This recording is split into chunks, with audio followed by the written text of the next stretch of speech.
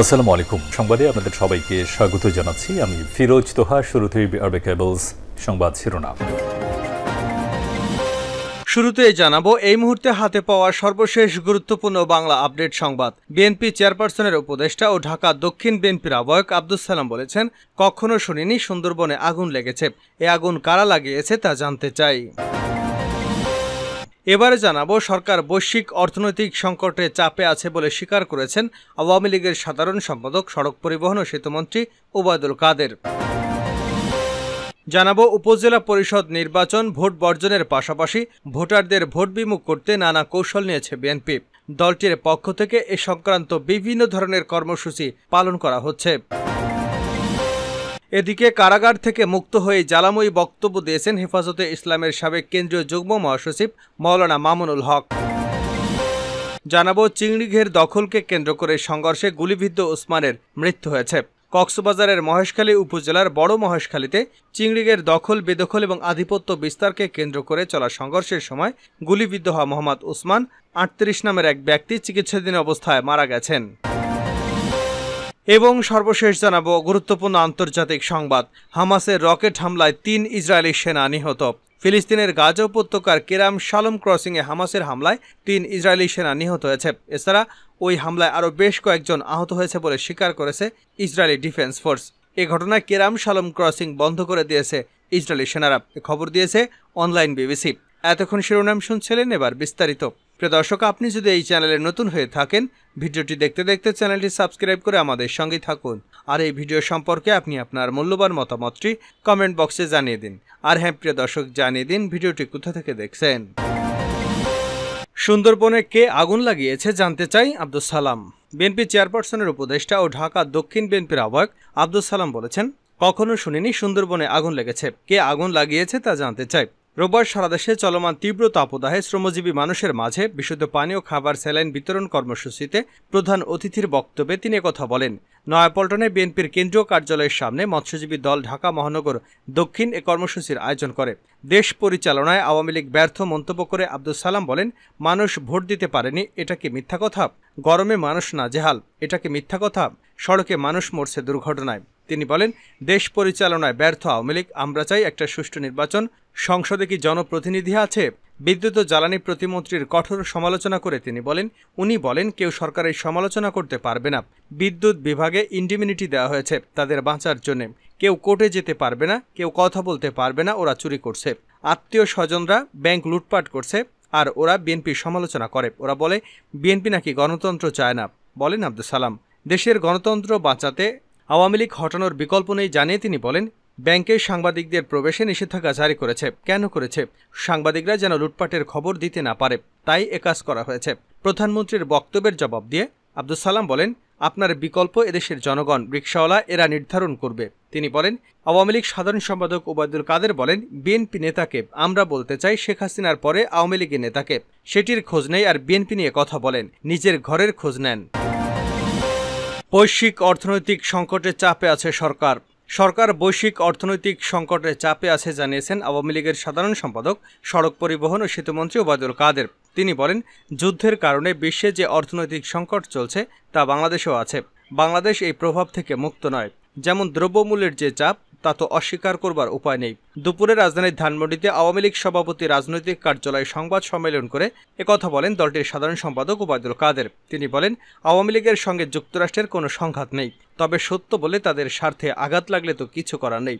Vietnam যুদ্ধের সময় যুক্তরাষ্ট্রের কলম্বিয়া বিশ্ববিদ্যালয় সহ বিভিন্ন বিশ্ববিদ্যালয়ের প্রতিবাদ দমনে যে আচরণ করা হয়েছিল, একই রকম নির্মম আচরণ এখন করা হচ্ছে।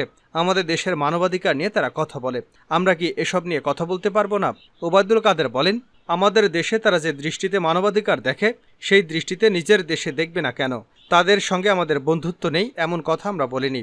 আওয়ামী লীগ সাধারণ সম্পাদক বলেন, প্রতীক ছাড়া নির্বাচন করলে নির্বাচনটি আরও বেশি অংশগ্রহণমূলক ও প্রতিদ্বন্দ্বিতাপূর্ণ হবে। এ ভাবনা থেকে আওয়ামী লীগ স্থানীয় সরকার নির্বাচনে প্রতীক বরাদ্দ স্থগিত করেছে। এর মানে এই নয় অন্যান্য দল নির্বাচনের প্রতীক বরাদ্দ করতে পারবে না।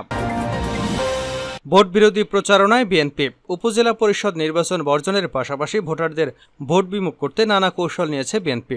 দলটির পক্ষ থেকে এই সংক্রান্ত কর্মসূচি পালন করা হচ্ছে। নির্বাচনের দিন সাধারণ মানুষসহ দলীয় নেতাকর্মীদের এবং দলের সমর্থকদের ভোটকেন্দ্রে না যেতে নিরুৎসাহিত করতে গণসংযোগ এবং লিফলেট বিতরণ করা হচ্ছে। কেন্দ্র থেকে লিফলেট ছাপিয়ে উপজেলা, ইউনিয়ন এবং ওয়ার্ড পর্যায়গুলোতে পাঠানো হচ্ছে। উপজেলা, ইউনিয়ন এবং ওয়ার্ড ও গ্রাম পর্যায়ে কর্মী সভা, মত বিনিময় সভা, যৌথ সভাও করা হচ্ছে। এসব কিছু কেন্দ্র করে মনিটরিং করা হয়। দেওয়া হচ্ছে বিভিন্ন দিক নির্দেশনাও। এই নির্দেশনা বাস্তবায়নে বিভাগীয় সাংগঠনিক টিম জেলা, উপজেলা, ওয়ার্ড এবং পাড়া মহল্লায় জনসাধারণ সহ ভোটারদের দ্বারে দ্বারে ছুটছেন। বিএনপির আহ্বানে ভোটারদের নির্বাচন বর্জন করে ভোটের দিন ভোটকেন্দ্রে না গিয়ে বাবা মা, ভাই বোন, সন্তান, স্বামী স্ত্রীকে সময় দেবার পরামর্শ দেওয়া হচ্ছে।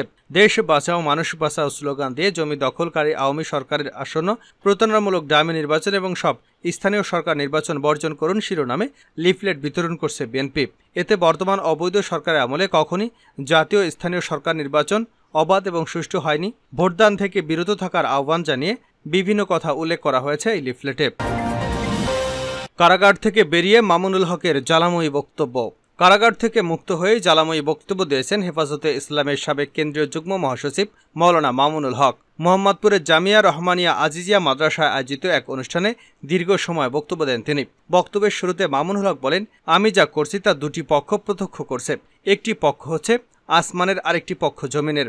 আমি দোয়া চাই জমিনের এই কর্তৃপক্ষের প্রভাব থেকে আমার উপরের আসমানের কর্তৃপক্ষের প্রভাব যেন বেশি থাকে। আমি আপনাদের কাছে সেই দোয়া চাই। আপনারা একান্তে আমার জন্য সেই দোয়াটা করবেন। তিনি বলেন, আমার সহকর্মীরা অনেক কথা বলেছেন। এখানে একটা কথা এসেছে, প্রতি ফোঁটা জুলুমের প্রতিশোধ গ্রহণ করার কথা। এই কথাটা আমি একদিকে প্রত্যাখ্যানও করি, আরেকদিকে সমর্থনও করি। প্রত্যাখ্যান করি এই কারণে যে যার আদর্শ অনুসরণে আমাদের এই কারাভোগ, আমাদের এই কারাবরণ, আমরা এই শব্দগুলো বেশি বলি। কারা নির্যাতনের কথা বলবো যত কম বলা যায়। এটা কারা নির্যাতন না, মূলত এটা কারাবরণ। আমরা তো জেনে বুঝেই এ পথে পা বাড়িয়েছি। কেউ যদি মনে করে থাকে তারা জানে না, তাহলে তাদের জন্য ভুল তথ্য। হেফাজতের এই নেতা বলেন, আমি জানি এই পথটা সুকুমাস্তীর্ণ নয়। এই পথে কখনো কখনো প্রতীকী অর্থে লাল গালিচা থাকে। তবে সেই লাল গালিচার লালিমাটা যতদিন না গালিচার রং দিয়ে লাল হয়, তার চেয়ে বেশি লাল হয় ভাইয়ের শাহাদাতের রক্তের মাধ্যমে। শাহাদাতের রক্ত দিয়েই আমরা সে পথে পৌঁছাবো, যেই পথে শাপলা চত্বরের ভাইরা রক্ত দিয়েছে, যে পথে আমার হাটহাজারির সন্তানেরা রক্ত দিয়েছে, যে পথে বিবাড়িয়ার ভাইরা রক্ত দিয়েছে। আমরা তাদের রক্তকে ভুলব না। আমরা কোনো সময় সেই শাহাদাত অস্বীকার করবার প্রবণতাকে এক মুহূর্তের জন্য বরদাস্ত করব না। আমার ভাই শহীদ হয়েছে, আপনারা অন্তত সরি বলেন। সেটা শহীদের রক্তের সাথে গাদ্দারি করার মতো সেই বেঈমান কওমি মাদ্রাসায় জন্ম হয়নি। তিনি বলেন, আমরা কোনো প্রতিশোধ গ্রহণ করি নাই, করতে চাই না। করার প্রবণতা যদি আমাদের মন থেকে কখনো উদিত হয়, সেটা হলো শয়তানের প্রচোরণা। ব্যক্তিগত আক্রোশের কথা বলতে পারি, কিন্তু আমরা প্রতিশোধ পরায়ণ নই। এটাই হলো মূল কথা। এই হিসাবে প্রতিশোধ শব্দটি প্রত্যাখ্যান করলাম। অন্য আরেক অর্থে আমি প্রতিশোধ শব্দটা সমর্থন করছি। শুধু সমর্থন নয়, পুনর্ব্যক্ত করছি। আমি প্রতিশোধ নেব। আমরা সেই প্রতিশোধ নেব যেই প্রতিশোধ হিজরতের আগ পর্যন্ত 12 বছরের জুলুম অত্যাচারের প্রতিশোধ মক্কার বিজয়ের মাধ্যমে আল্লাহ নবীর গ্রহণ করেছিলেন। আল্লাহ নবী মক্কা বিজয়ের পর সেই সকল অপরাধীকে ক্ষমা করার মধ্য দিয়ে আল্লাহর জমিনে দিনের ঝান্ডা সমুন্নত করার মাধ্যমে মধুর প্রতিশোধ নিয়েছিলেন। তিনি হুঙ্কার দিয়ে বলেন, আমি আবার বলছি, আমি এদেশে ভাড়াটিয়া থাকবো না। এই জমিনের মালিকানা সূত্রে বসবাস করি। এই জমিনকে আল্লাহর জন্য মুক্ত করেই ছাড়বো ইনশাল্লাহ। আল্লাহর দিনের বিজয় সেটাই হবে আমাদের মধুর প্রতিশোধ। যারা আমাদের শত্রু ভেবে আমাদের নিঃশেষ করতে চেষ্টা করছে, অপমান করবার চেষ্টা করছে, আমরা তাদের সম্মানিত করে প্রতিশোধ নেব। আমরা আমাদের আদর্শের শুনানির পথে তাদেরকে বরণ করে নেওয়ার মাধ্যমে প্রতিশোধ নেব। আল্লাহ আমাদের সেই তৌফিক দান করুক। শেষ করছে আন্তর্জাতিক সংবাদ দিয়ে, হামাসের রকেট হামলায় নিহত 3 ইসরায়েলি সেনা। ফিলিস্তিনের গাজা উপত্যকায় কিরাম শালং ক্রসিংয়ে হামাসের হামলায় 3 ইসরায়েলি সেনা নিহত হয়েছে। এছাড়া ওই হামলায় আরও বেশ কয়েকজন আহত হয়েছে বলেও স্বীকার করেছে ইসরায়েলি ডিফেন্স ফোর্স। এ ঘটনায় কিরাম শালেম ক্রসিং বন্ধ করে দিয়েছে ইসরায়েলি সেনারা। এ খবর দিয়েছে অনলাইন বিবিসি। এতে বলা হয়, গাজায় খাদ্য এবং চিকিৎসা সামগ্রী সহ মানবিক সহায়তা প্রবেশ করার কয়েকটি গুরুত্বপূর্ণ রুটের মধ্যে শালম ক্রসিং অন্যতম, যা ফিলিস্তিনকামী যোদ্ধাগোষ্ঠী হামাসের হামলার পর বন্ধ করে দিয়েছে আইডিএফ। হামাস গাজা উপত্যকার ভিতর থেকে রকেট হামলা চালালে তাতে 3 ইসরায়েলি সেনা নিহত হয়।